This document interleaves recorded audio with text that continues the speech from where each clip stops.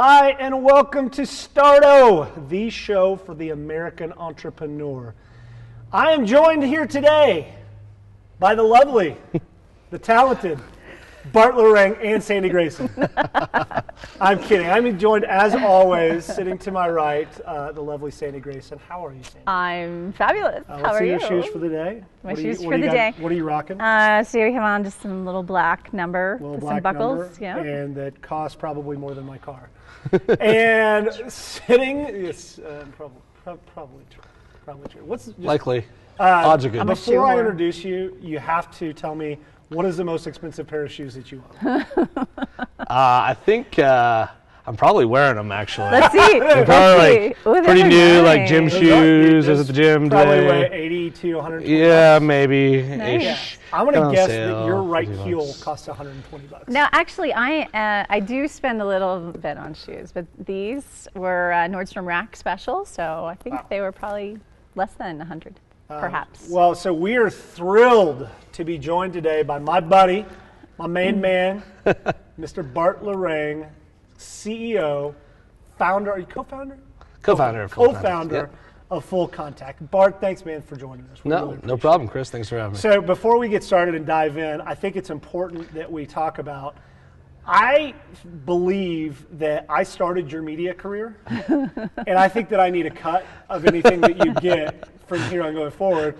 And tell us a little bit about Full Contact, first of all, but then tell us how you became, quite possibly, a demigod? Is that too big of a word? Yeah, it is too big of a word. Yeah, in the We'll put startup myself up there. community, Yeah. particularly on every freaking TV show that I saw for Yeah. Exactly. Yeah, so I mean, first of all, Full Contact, right? We're solving the world's contact information problem, right? That's our big, hairy, audacious goal going out 20 or 30 years. I like to say, if you have an address book, you have an address book problem, right? Every individual in every business I know has contact data scattered everywhere. It's incomplete, it's out of date, it's inaccurate, right? We're trying to fix all that. Okay? And then in terms of Full Contact and sort of, this kind of started it all, right? This picture right here, yeah. It's a very famous picture now. It really kind of is. But wait, for those viewers that might not have ever seen this picture, can we explain it? So this is me and my at that time fiance. Now your wife. She's now my wife. Yes, Congratulations. thank Very you. recently. Yes, very recently, like a month ago. Nice. This is ladies? this is me and her in Cairo, Egypt, and as you can see, here's me.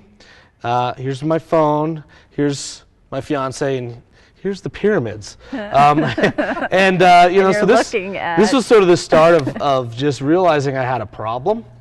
Right? That's step one. Stage? That's the first step, yes. Step one, realize you have a problem, right? And this little guy was my problem. And I think a lot of people suffer from this syndrome, right? In terms of we have these devices, we've got iPads, we've got iPhones, Blackberries, whatever, on us at all times. And we don't leave them alone. Awkward pauses in conversations, we naturally drift to these things. We don't engage in the world with the world around us. And so, I came up with this concept of going off the grid, disconnecting completely, and it evolved into an idea called paid vacation. And so what I told all my employees is, I need you to not do this. I need you to go off the grid completely, disconnect, and we'll pay you $7,500 to do that in addition to your standard paid vacation. So essentially, we pay for people's vacation. That's amazing. And you literally, for about a week and a half, you had just received a big A round of financing and didn't get any coverage for your A round of zero financing. coverage for that. But here's how I knew that you had gone big time and why I take credit for launching your media career, is because I walked in to get my burrito, and I looked up, and I think it was Fox News was on at the time, and I saw your big mug on Fox News, and I went, what the? Yeah. Right. How is it working? Since you've implemented it? Well, talk about your experience very recently. So, two questions there. First of all, how's it working? It was phenomenal. I was on Fox News, I was on CNN, MSNBC, Good Morning America, right? Every radio station known to man. It was in Forbes. It was literally everywhere. It was on the front page of Yahoo, right? It was like, they call me Best Boss Ever, which I will gladly put on my LinkedIn profile. Just put that there, right? Yahoo said it's true. That's a new endorsement. Yeah, exactly. But so it spread super viral. Literally, we got about 4,000 job applicants for 10 10 positions. Wow. Just from all over the place. All over the world. To be fair, like 100 of those were me. Just making up different names. Yeah, going, right. It's weird that I didn't get any callbacks, but whatever. Filter out Chris Franks. But no, so yeah, we were wildly successful in terms of just people really sort of this policy resonated with them on so many different levels. And so it was really a good success story in terms of recruiting hard to find technical talent. Nice. Yeah. And talk about where your experience very recently, mentioned that you just got married, and how would your paid vacation go? Yeah, so I was really nervous about this. I promised myself for as long as I can remember, when I got married, I was going to go on a honeymoon to Bora Bora and go there for 2 weeks or so. And I was super nervous about this because disconnecting for that long from email, phone, social networking is something I've never done before. I tried it once upon a time. It lasted about 3 or 4 days before I, show back up in the business center like a crack addict, just like checking my email, and then getting back completely engaged in work. Just totally failing. And so what I did was for our honeymoon, I obviously told the whole world I was going to do this, so I couldn't back out, is I loaded up just like an old school Kindle with no connectivity with like 16 fiction books. No business books. Yeah, no business books, right? And that was it. And I also had like an iPod Shuffle, right? A little tiny one. No business. No business, iBooks no or podcast, nothing, right? And disconnected and turned off my phone and left it at home. Didn't bring any computers. Went down there, had printouts of my itinerary and things like that. But it worked, right? I went through withdrawals for 2 or 3 days. That's what I would be most interested in. Yeah. We talked about this last time we hung out, which is you literally went through withdrawals, right? I mean, yes. would you consider it an addiction? Oh, absolutely. I mean, it's just part of your being. You're sort of this machine-enhanced human, right? With all this sort of connectivity and power to the outside world, to email whomever or contact whomever. Literally, I was crabby for a few days. And I was like uptight and everything else. And it was sort of interesting because I was observing people in the airport and on the way down there, and all these families are just like family of 4 or 5, just like everybody's glued to their iPhone, right? Yeah. Or like honeymooners at the resort in Bora Bora, literally at the table, both with their iPhone on the Wi-Fi, right? And it was just sort of funny to observe what we've turned into as a species. That's interesting. That is interesting. Yeah. I did a social media sabbatical, I called it, for about 3 months, and I had the same experience you had withdrawal. I felt like I was missing something. People don't know what I'm doing. It's very important. They must be missing me. Right. I mean, it's ridiculous, but it was really good for the soul. Yeah, and it was interesting because I put out of office auto reply on all my email addresses, and gave them this long explanation with links to my blog posts, and then said, if you still can't get your issue resolved with these people that I listed in the email, you can email me.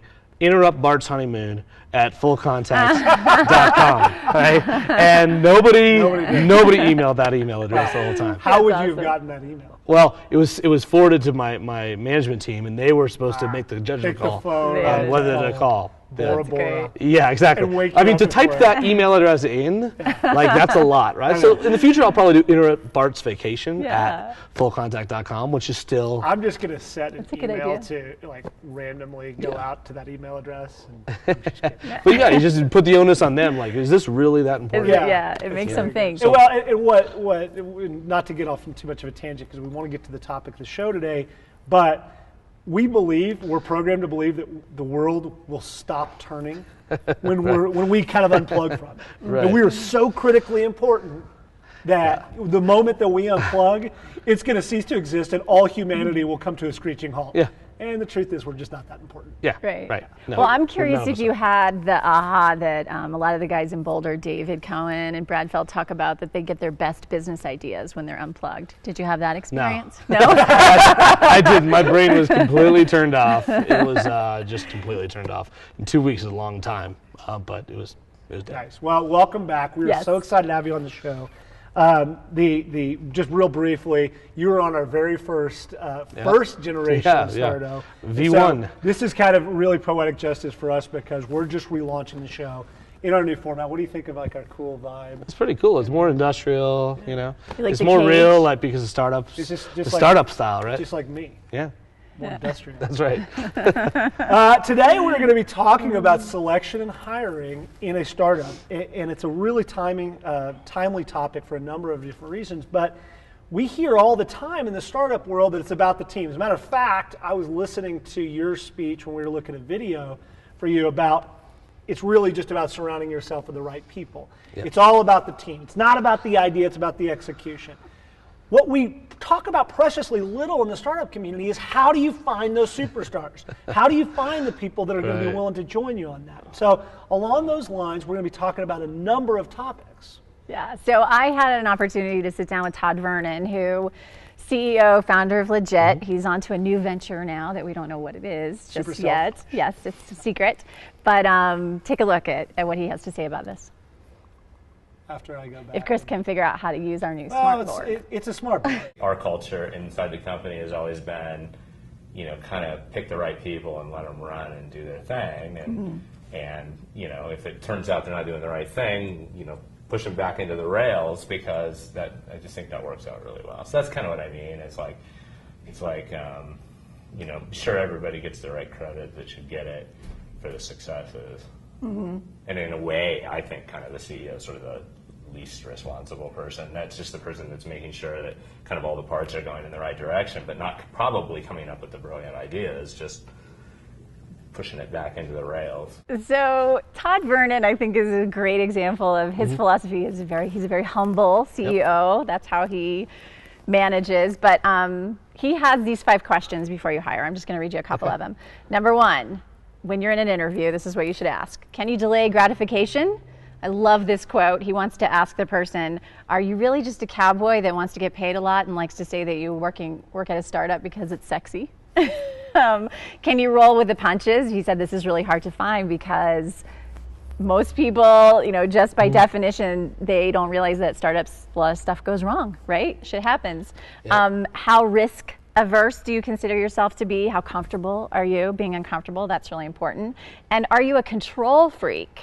Because he said when you have 10 to 20 employees, then you start to need a couple of control freaks because you want to step back as the founder and let some other people kind of obsess over it. So Todd actually says he tries to anti-sell people sometimes in the interview. He wants, he says if you're selling people too hard to work there, it's a bad thing. He wants people to just be hungry and convince you. Do you agree, disagree? What do you think is? So, I think, first of all, it depends on what role you're hiring for, right? A lot of those questions, it depends. If you're hiring a VP of engineering versus a VP of marketing versus your CFO or versus engineers, very different questions, right? I'm a firm believer in balancing the team. So I believe in some control freaks, some super creative people. They all have to be flexible and all get along, but culture fit is the number one thing for me. And then in terms of not selling your startup and anti-selling, I don't know how that works, because it's one of those things where you're competing with a dozen other startups. Todd is competing with people that have applied for my company, and so he's got to sell, otherwise he's not getting any How do you know if recruits. Someone's a good fit for your culture? Just in a 15-minute conversation. Honestly, you can do all the work up front possible. You can have 10 interviews. You can get a lot of data on that person. You have reference checks, everything else. But until rubber meets the road, you actually don't. It's actually flipping a coin, which is the sad reality. There's a couple companies, Techstars companies like Roundpeg, that do a lot of profiling of your existing staff and then profile candidates, right? That you can use some technology solutions to plug that in. Most of the time, though, it's just has somebody worked with that person before? That's where the vast majority of recruits come from, like personal referrals. One of the things that he said is how comfortable is that person with uncertainty? And the very nature of any startup is crazy uncertainty. Yeah. You can change the entire direction of your company at a moment's notice. I've seen so many brilliant engineers and brilliant employees, brilliant marketing people that have come into startups and failed because of that sense of uncertainty. Is that something you can interview question for, or is that just something you have to find out in the trenches? I mean, uncertainty in what sense, right? Uncertainty of the business, uncertainty of your paycheck, right? Those are two different questions, right? Because most people fundamentally, in my view, care about the certainty of their paycheck for the next 24 months, right? And they're going to look at your cash balance and look at your runway to ascertain that. And certainly the business and the market, I find a lot of employees somewhat care, but they care about number one first. Now, in terms of determining that in the first 7 interviews, I don't think you could do it. Really? I haven't been able to tell that. And, you know, certain people just like to take risks. You know, one of the things I hear all the time, and Todd mentioned it and you mentioned it, is this concept that I have to be the person to see whether or not there's a cultural fit. And a lot of CEOs, a lot of startup CEOs I know, call themselves sort of the chief cultural officer, making sure that the culture of the organization can scale. That's a really tough thing, man, because just like we were talking about, it's really hard to say whether or not somebody's going to fit into your little culture. What do you guys personally do to make sure there's a fit? You know, it's interesting because I think the CEO and leader clearly defines the initial culture, and then you sort of have these core values that might crop up in your company, and they might not be documented at all. In fact, they probably aren't, but they exist. And then all of a sudden, before you know it, you got 15, 20 people, and you have this culture, and you say, well, would this person fit in? For us, it's like, do we want to have beers with the guy or the gal? You know, do we want to hang out with this person? Are they going to be friends? Are they going to be friendly? Are they going to mesh well? It's a really difficult thing to sort of just define. You can't write it out like a business plan. It's just sort of one of those organic things. I have kind of one rule in hiring people. You really shouldn't hire pricks. I do occasionally. Right. I mess with In the startup industry, we have there's a term for it called the brilliant jerk. Yeah. Right, which we try to avoid. I mean, we try to have really brilliant, really friendly people. Yeah, let's try not to do that. If you'd like to see the entire interview that I did with Todd Vernon, it's on our website, and it's pretty fascinating. And what is that website? It's icosa.co, and all of these interviews will be under the Stardo tag. The Stardo tag. And where can people find us on Twitter and Facebook, Sandy? Stardo TV. Stardo TV, and at Stardo TV. At Stardo TV. We have a brand new look on the website. Take a look. Tell us what you think out there. I'm going to talk a little bit about a story that Erica Swallow of Forbes.com wrote. And she interviewed the CEO and founder of a company called Gate Guru. And his name is Dan Gellert. And similar, had some kind of rules on his hiring practices. And I'll read through quickly, but I want to get your take on a couple of them individually. Number one, call on your personal network. Number two, always be recruiting. Number three, act quickly when you find a winner. Number four, look for doers. Number five, focus on your competitive advantage. Number six, take chances. I mean, some of these are fairly innocuous and kind of, you know, hey, take chances. Well, sure, I get that. But the number one, it was the number two item here, but the one that I wanted to ask you about is Glenn Ross says always be closing. Right. As a CEO of a tech company in a booming market like ours, do you have to always be recruiting? So I don't like that phrase, always be recruiting. It's sort of like always be fundraising. I don't like those two phrases. I think the better phrase is always be developing relationships whereby you can recruit from. Always be developing relationships where you can fundraise. Would you call that right? Friend-raising? Something like that, yeah. Did I just coin a term? I think you just made up a word. Yeah, That's friend-raising. awesome. But the point is always be developing relationships, right? You never ever know. So you should be meeting people every week, having random coffees, just serendipitous events. Always be developing relationships, not always be, you know what, that guy could be the next guy for my company, you know? It's just sort of this, you don't want to be actively recruiting everybody you meet. That just turns people off. Part of that's the ethos of most startup communities I know, which is everybody believes that you have a cup of coffee with anybody that asks for any purposes, because you never know.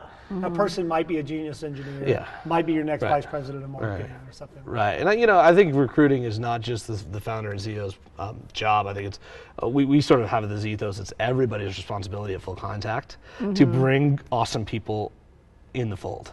Right? It's my primary job. I love that, and it kind of speaks to one of the points that I liked a lot is hiring doers. Yep. That a lot of times people are afraid to kind of get in there, roll their sleeves up, and make mistakes. And I love to have people that treat your company like it's their company, and they're always thinking about it as if they were the founder. Right. So they would That's right. be seeing the big And picture. you know, in a startup, typically everybody has equity, so they have ownership. Yeah. We're going to talk about more sort of these rules of thumb as we go forward, but one of the things we haven't addressed is where do you find these people? I get this a lot, particularly as I work with more sort of early stage guys, is I need a technical co-founder. Where do I find them? And I say, go out and look. I mean, you're just going to have to find somebody. But where do you guys look to recruit? Where do you know of our friends that are in the startup world? Where do they recruit? So I'm not a very good data point here, Chris. I got 4,000 applicants for engineering very good roles point. coming from all over the world and 50 new a day, Yeah. right? So I'm not a good data point, right? But I can tell you what, before paid vacation, where we tried to find people, and it was very difficult. It was, there's job fairs, there's, big data meetups, there's Java meetups, there's Ruby on Rails meetup, or whatever technology your You just company keep showing uses. up. You That's just keep what I always showing say. up, Just right? keep showing up at these right? events. Right. And they say, well, but I don't code. I'm going to go to some Right. Ruby on Rails. I say, well, not a lot. Right, and so there's a saying I always like, in particularly in tech spaces, there's no such thing as recruiting, there's just stealing. Okay, so I have no qualms about stealing somebody from a fellow CEO I know. I don't care, right? And he'll do the same thing to me in a few years, right? So you got to remove that mental block that I see a lot of startup founders. I won't Yeah. mention, I won't mention honestly. any names. Has that because ever happened? Like people get pissed off at each other? I've never. I mean, there might be some pent up anger at me, but I'll never get mad. Yeah. I think it's my fault. You don't care. I think is what it's you're saying. I really believe it's my fault if an employee leaves full contact and leaves me. I screwed up, right? I won't mention any names, but we know a mutual friend of ours. We were talking about recruiting, and he was talking about another company that we know, and he just keeps on picking people off. And I saw him, he goes, I'm looking for one more great developer. I said, I know this great developer, and he works for this company. He's like, dude, I can't steal anybody else from that company. I've already picked off like 3 guys already. Yeah. They're literally going to send a hit squad after me here in the next That's one. interesting, but though. it's- What do you do to make sure that you're not losing people to other companies? Do you have any secret I don't sauce? know. I mean, have a rad company. You got to pay close. You got to try to see the early warning signs. We do a couple things routinely in our company. We do sort of this thing called Top 12 process, which is really about making employees really succeed in their personal life as well as their professional life, and making sure we're doing everything as a business to help them succeed on both fronts. We do that on a monthly basis with everybody's manager. We do weekly sort of virtual one-on-ones, electronic. If people are like feeling down or dejected or pissed off for some reason. So we try to capture a lot of those early warning signs so we can address it and make sure, okay, there's not something that bubbles up to the surface and then they hate it. We ask about morale. I mean, you got to constantly monitor that, before somebody jumps One of the ship. things they said in here was when you find a winner to act quickly, if you find somebody that you want to hire, how long is your hiring process? So it depends how big your pipeline is, right? If you only have a few, You got 4,000 sitting in your pipeline. If you- Again, you're a shitty again, data point. I'm a terrible data point. Why is If he people- on this Exactly. show? I don't know Why are you why. here? Just Like a I'm paid like this is vacation. so yeah. I actually agree with that. When you only have a few candidates, move fast, go with your instinct, and then hire fast and fire fast in that situation, right? I take an approach of hire very slow, manage easy, and take my time. If people like don't really want to work for full contact, and I've sold them, then I'm like, okay, then they self-select out of the funnel, Sort of. right? So How many employees do you have? we got like 23-ish, something like that. Cool. 23-ish and 4,000 qualified candidates Yeah, sitting right. in your pipeline. Right. Yep. Of course, 100 of them are me, so.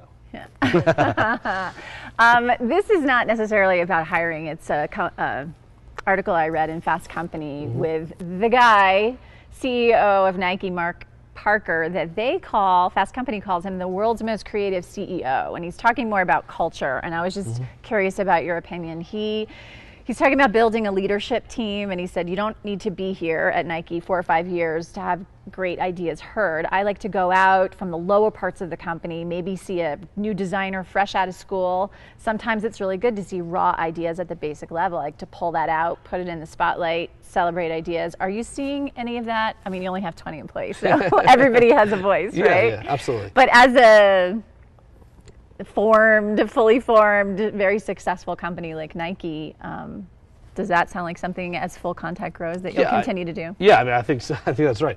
Typically, the people closest to the problem or whatever they're trying to solve, whether it's a shoe design or a piece of software, have really good ideas, right? And you got to listen to them. It can't be all from the top down, right? Like, oh, the idea must come from the CEO and then down. There's not enough ideas to really create sustainable innovation. So that's a brilliant maneuver to sort of collect ideas from anywhere. Customers come up with them, partners come up with them. You shouldn't shoot an idea down based on the source. Right. Any idea should be. Ideas are very fragile too, so you got to sort of nurture them and make sure that they're heard and properly vetted.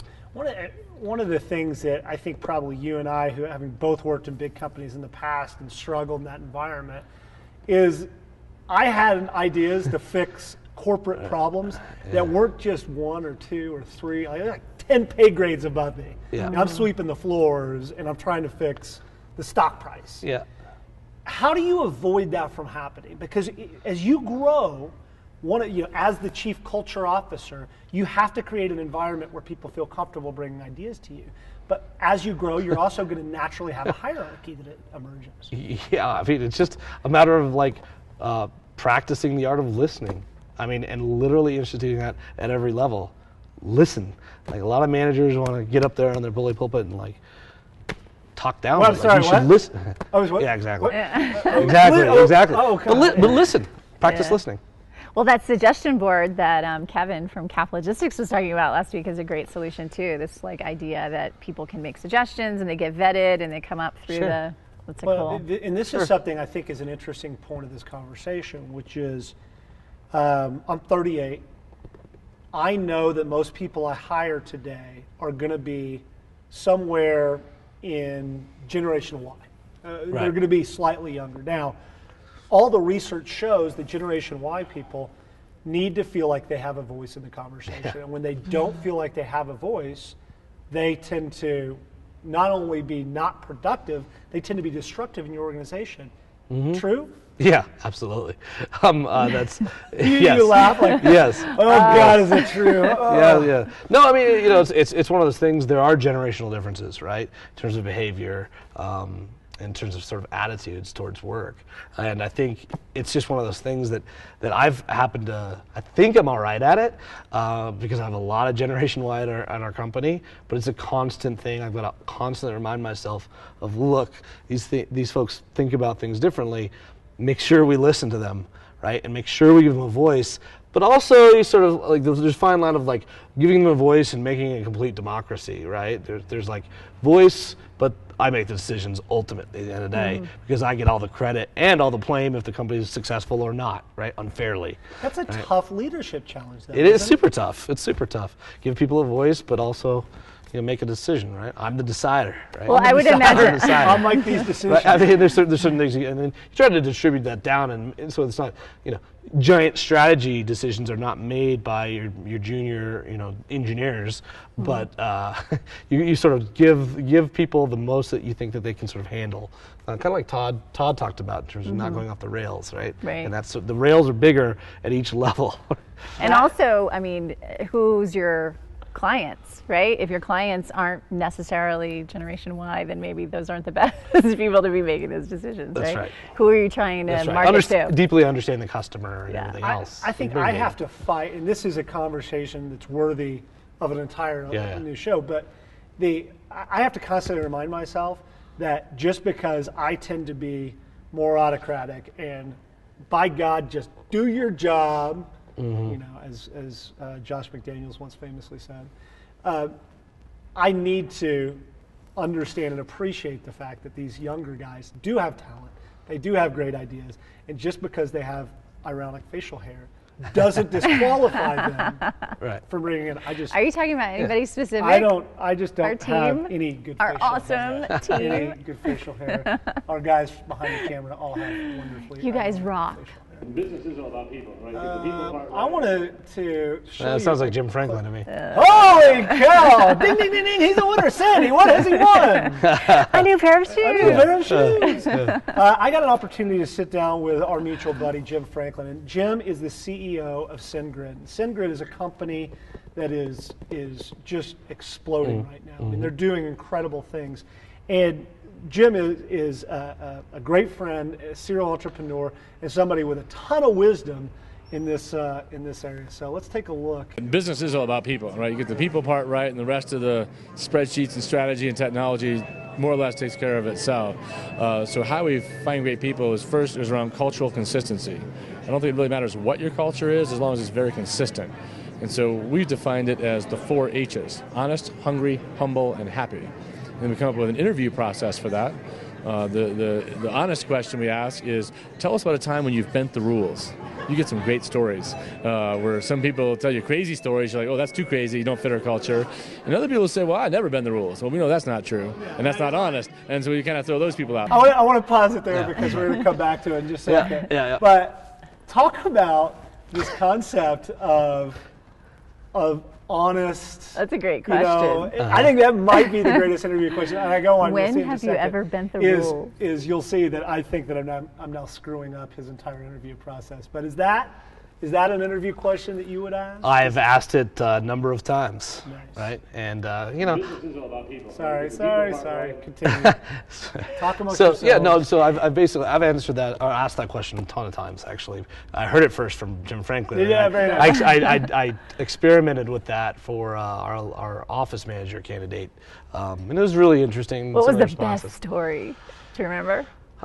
There wasn't actually a lot of good ones. Like I couldn't draw it out of people. I think we should do a little role play here. Knowing that you haven't interviewed for a job in a number of years. Yeah. What is a time that you've bent the rules, Mr. Bart Lorang? So paid vacation, right? It's this giant thing that every lawyer, every CFO. That's honest. That's a big bending of the rules. That's very true. What about you, Sandy? Bending the rules. Being hired to speak, at some place that maybe was a little more serious and using the F-bomb on stage. Because I think it relaxed everybody in the audience and kind of put everybody at ease. I was in a suit with nice shoes, and to say something kind of a little off color. I'll tell you about the time that I broke the rules. If you promise not to tell anybody else. Okay. I got so mad. I got a pair of scissors and cut off the tag of my pillow that says "Do not remove under penalty of law." Oh, wow. Yeah. Wow. You have fun. Right. I mean, it's an unfair question for an entrepreneur too, because entrepreneurs literally bend rules every day. Yes, So, I agree. so what did I do on the way over Let's here? continue. A few things. I'm going to cue the clip, You're right. for I you, so agree. you'll have to watch a little bit. But you want people that's somewhere in the middle, right? It's like, and get a sense for their judgment and how they see the world. We basically have now just screwed up your entire hiring process, because now everybody that you're going to hire is going to see this interview. That's okay. We do a lot of interviews. You might meet 12 or 13 people in different situations, and so you get a good sort of view on people.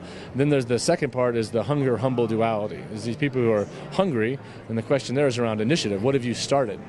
And it's great to have people tell stories about things that they've started. It's a good test for what we call a small company person, right? That's very resourceful. And then the humble piece is the sense that people have a lot to learn from others.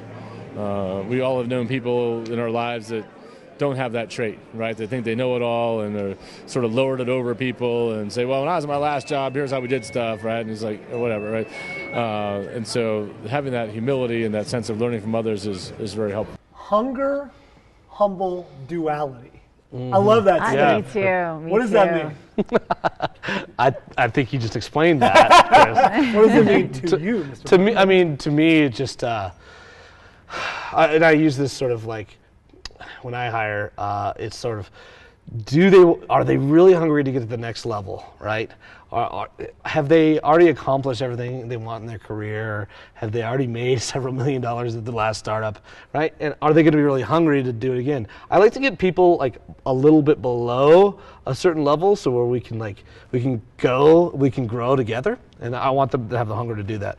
And in terms of the humble nature, I think that's absolutely right. Knowing what you don't know, right, is huge for me. And the older we all get, the more we know we don't know, right? When we're 22, we think we know everything. I was just about to say, when I was 18, I knew everything. Right, yeah, right. And then it's like the older we get, the more we know we don't know, and I want people who recognize that, but also understand their strengths. I thought it was interesting when I interviewed Todd Vernon. He talked a lot about this humble CEO and how not all investors agree with that. Sometimes they want the hot shot who says, Yeah. I can do this, I'm going to be great. But almost every successful CEO that I've interviewed or founder has had this humbleness about them, and I love that. Yeah, I think mean, it's a because it's unfair. We get a lot of credit. We also get all the blame if things go bad.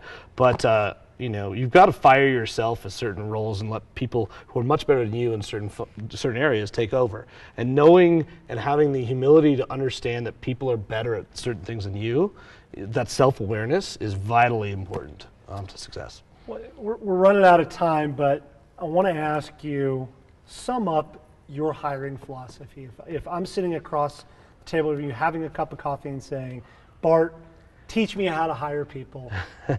So so there's really one data point that matters the most to me. Probably half of our hires come through personal referrals, and then even if they don't, I usually do 7, 8, 9 reference checks, 15, 30-minute conversations with references. And there's one question I ask, and I've been asking it for about 13, 14 years. I have a pretty good success rate when it comes to evaluating talent. And the question I ask is this: say you were Sandy was applying for a position with Full Contact, and she listed you as a reference. I would ask you, Chris. I'd say, would you bet your entire career, not just this job that you have now, but your entire career, on the performance of Sandy? Yeah, totally. I totally would, Bart. Okay? And if there's a Hopefully she's not in the room. if there's a moment's hesitation, Then you know. no good. wow. I just hired a guy, 7 references, all were like immediately done. You know, and do that when a friend says, "Hey man, you got to hire so and so." Would you bet your entire career? And if they're like, "No," you know, you're like, "Nope, sorry, I'm not going to do your buddy a favor." Wow. So that's the one question That's a great. Sandy, that's a great tip. Yeah. Parting thoughts, Ms. Grason? I think that is an amazing tip for somebody out there who's looking to build a team. You know, to make sure that you're hiring, because what that says about the person. If you can get 7, 8 people saying, "I am willing to bet my entire career on this person's performance," you've got a good one. You've got somebody who's going to go to the mat for you and make your company successful. For me, it's a short way down. So maybe. Right. Yeah, no, I don't know. That is all the time we have, Mr. Bart Lorang. Thank you for joining us, man. Thank you, Chris. We'll bring you back in. Sure. Maybe we need to do a co-founder show. Co-founder show? Yeah, that's another thing. How do you find co-founders? Yeah. Because you found guys that were willing to work with you. Yeah. Well, we need to tell everybody that Bart was the esteemed winner of the Tech Entrepreneur of the Year Award, and you can see his acceptance speech and the video that we created, which is on our website. I haven't seen that yet. Oh. We'll put the link for you. We can actually hook you up. And also your full interview with Jim Franklin is on there. Jim Franklin, and lots more great stuff. And Jim's my next door neighbor up in Boulder. Really? Yeah. Wow. It's great. Property value? When I moved in. Totally. That is all the time we have. Join us again next week for another episode of Stardo, the show for the American entrepreneur.